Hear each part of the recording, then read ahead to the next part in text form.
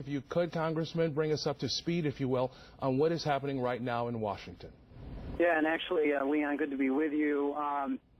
We are literally in a conference right now. I just stepped out to make this call with you, debating and internally on the Republican side what our response needs to be.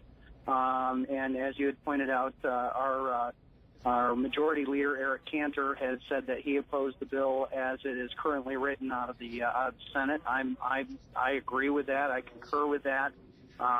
This is a very bad situation because the bottom line is there's $640 billion in new revenue with only $15 billion in cuts.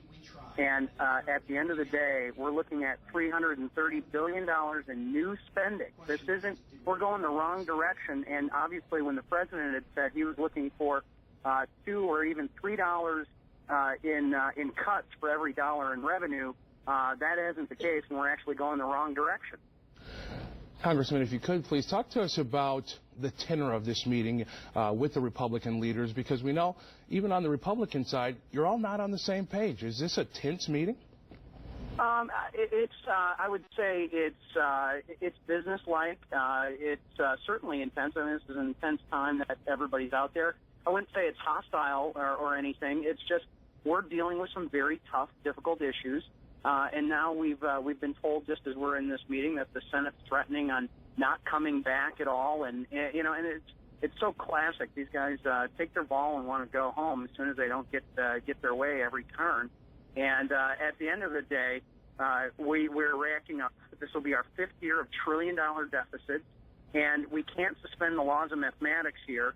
And we've got to stop doing business this way in Washington, D.C., where we're going to end up spending more and adding to the deficit even more, and then somehow calling it a victory. Okay. Congressman, I think you'd agree there is a lot in the balance here.